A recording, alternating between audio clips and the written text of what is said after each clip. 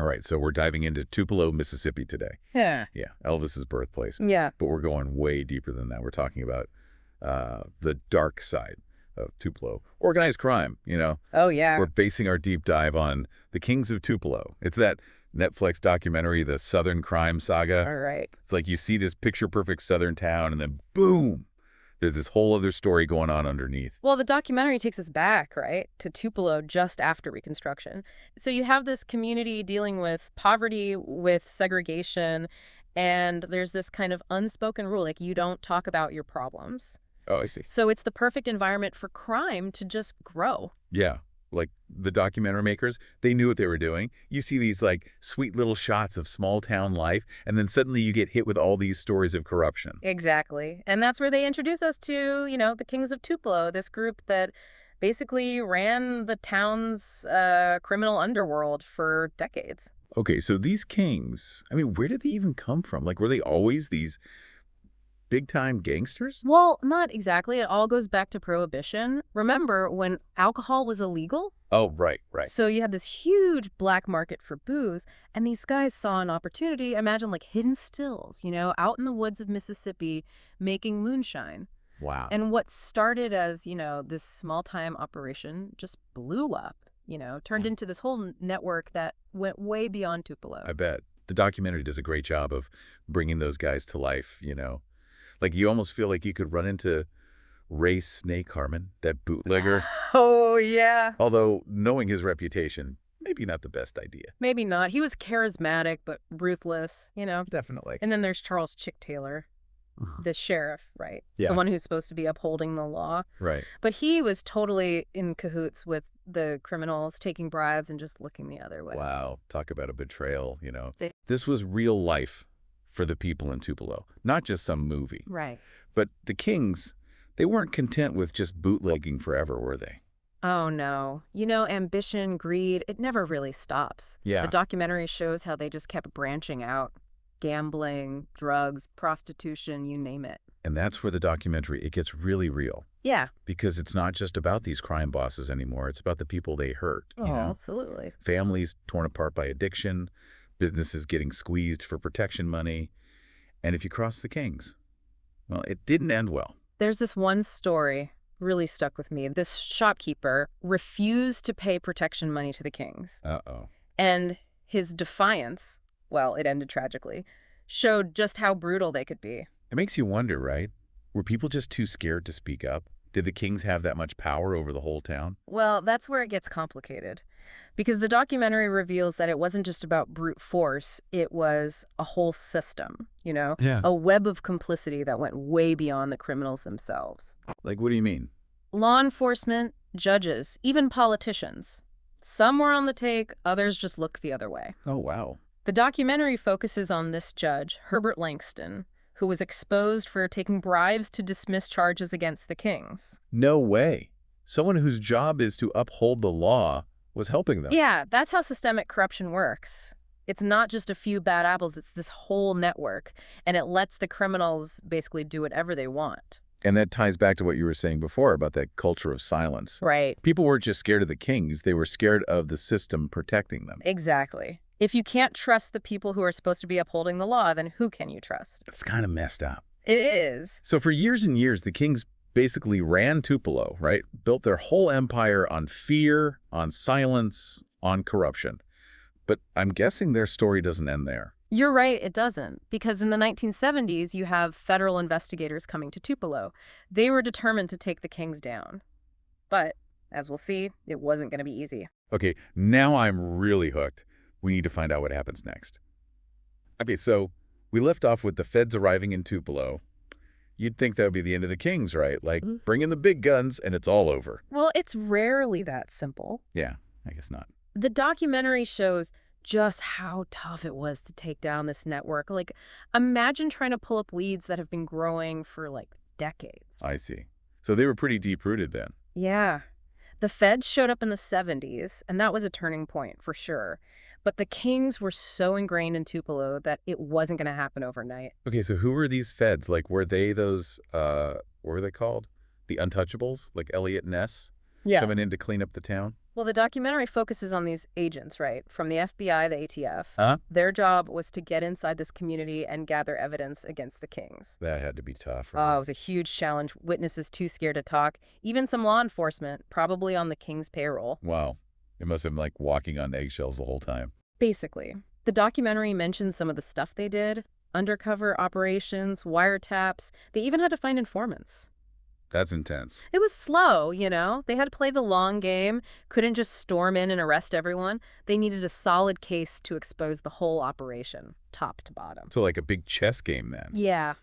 Yeah. Every move had to be planned out. I bet the feds got a lot of pushback. Ooh, definitely. Remember, the Kings had powerful friends. Right, right. The documentary kind of hints at that. Some people saw the investigation as like an attack on Tupelo itself. That's crazy. But some people must have been happy, right? Oh, yeah. Relieved that someone was finally doing something about it. Then came the arrests, right? Like the whole thing blowing wide open. Yeah, the documentary really captures that. The King's whole facade of power and respectability just crumbles. I bet that was a huge shock for the town. Oh, yeah, huge scandal. These trials revealed everything. How big the operation was, the names of people involved. Sunlight's the best disinfectant, right? Exactly. Once everything was out in the open, the King's power, it started to fade. But I'm guessing their legacy, it didn't disappear overnight. You got it. The documentary gets interesting here because it goes beyond just the good guys winning. It looks at what happened afterwards. The Kings were gone, but their influence, it still lingered. I see what you mean. It's like we think of organized crime as just bad, right? But wasn't there a whole underground economy going on? Yeah. And what happened to the people who depended on that? That's what the documentary looks at. Makes sense. It acknowledges, right, that the Kings hurt a lot of people, but they also provided, like, jobs, you know, even if they were illegal. Money was flowing. I get it. So when the feds shut everything down, it wasn't all good news. Right. It was this complex situation. The documentary shows how community leaders tried to help people find legitimate work. They were trying to, like, rebuild the town, you know. So more than just catching the bad guys, they were trying to fix the whole system. Exactly. They wanted to make sure that something like the Kings wouldn't happen again. But did it work? Like, did Tupelo really escape the king's shadow? Well, that's what the documentary leaves us thinking about. It suggests that the Kings, even though they were gone, their memory, it's still there. Like a reminder of what can happen when fear and silence take over. Oh, that's heavy. Yeah.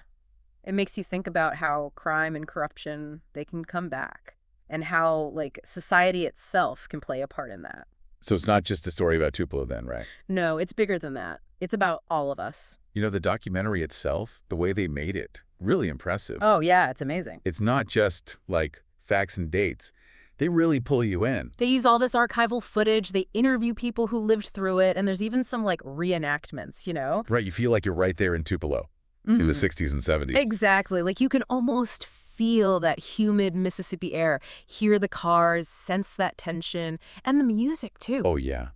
The soundtrack, so good. Really captures that whole Southern vibe. It's this mix of blues, gospel, rockabilly, just perfect. It's not just background music. Yeah, it's part of the story. Right. I was struck by how the filmmakers showed both sides, you know, Yeah. the darkness of the king's crimes, but also the hope and resilience of the people. They could have just focused on the violence and the bad stuff, but they didn't.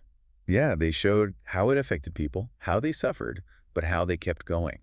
It's what makes this documentary more than just a crime story. Right. It's about people overcoming hard times. It reminds us that even when things are really bad, there are always people who are fighting for what's right.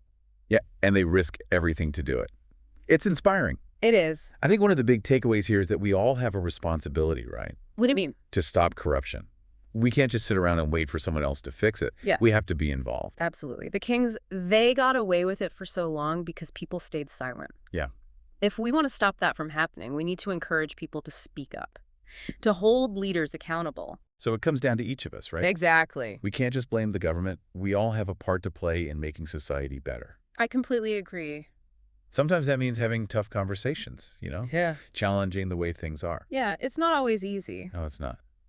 But the Kings of Tupelo, that's just one story in one place. But the message, it's universal. Right. Power, corruption, justice. These are things we see everywhere. The documentary is a reminder that we can't take our freedoms for granted. We have to be involved, make sure that people in power are doing the right thing. Well said. That's a great point to wrap up on. One thing that really struck me about the documentary is how it shows the moral gray areas of the situation. Like, yeah, the kings were criminals, no question, but they were also operating in the system, right, with all this inequality. Right, right. Makes you think, like, maybe they were a symptom of a bigger problem. What if Tupelo had been a different kind of town? Maybe things would have been different. That's a good point. The documentary kind of hints at that. Yeah, remember we talked about that post-Reconstruction era? Yeah. It wasn't just about rebuilding buildings and stuff. It was about rebuilding, like, society. And obviously, there were some cracks in that foundation. So those cracks, it's like they created the perfect conditions for the kings and their Yeah. corruption, right? Exactly. People were desperate. The kings offered, like, a way out, even if it was a really bad one. Yeah. But the documentary also shows how strong the people of Tupelo were, They didn't just let the kings walk all over them. Oh, absolutely. The documentary highlights all these unsung heroes, people who stood up to the kings, even when it was dangerous. Like, who were we talking about? Journalists who investigated the kings, cops who wouldn't take their bribes, community leaders, just everyday folks, trying to make things better. They're the ones who refused to accept that corruption was just the way it was. Right. They knew that real change, it takes guts. You gotta be willing to stand up for what's right, even when it's scary. And that's inspiring, right? It's easy to just focus on the bad stuff, the crimes and all that. But in the end, it's a story about people fighting back, about, like, good overcoming evil. Yeah, that's a great way to put it. The Kings of Tupelo, it's a cautionary tale, for sure. But it's also a story of hope, It shows that even in the darkest times, there are always people who are going to fight for a better future. And that should inspire all of us to do the same, to stand up for what we believe in. One of the biggest messages, I think, is that we all have a role to play in stopping corruption. We can't just wait for someone else to do it. Exactly. Remember, the kings had so much power because everyone stayed silent. If we want to prevent that kind of thing from happening again, we need to make it okay for people to speak truth to power, We got to protect those who are brave enough to blow the whistle. It's about individual responsibility, right? Absolutely. We can't just point fingers at the government and say, that's their problem. We have to be active, engaged citizens if we want to live in a better society. And sometimes that means having tough conversations, questioning things, pushing for change. Not always easy, that's for sure. No, it's not. But remember, the Kings of Tupelo, it's just one story in one place. But the themes, the issues they faced, they're everywhere. Yeah, you see it all the time. Power, corruption, the fight for justice. It's like a never-ending story. And that's why this documentary is so important. It reminds us that we can't take our freedoms for granted. We always have to be vigilant, make sure our institutions are working the way they should, and fight for a more just world. Couldn't have said it better myself. I think that's a great place to wrap things up. Yeah. To all our listeners out there, if you haven't seen The Kings of Tupelo yet, definitely check it out. It's on Netflix. It's a powerful story. It'll really make you think. Yeah, and remember, the fight for justice, it's never really over. We got to keep pushing, keep speaking out, keep holding those in power accountable. Exactly. So until next time, keep exploring, keep asking questions, and keep diving deep.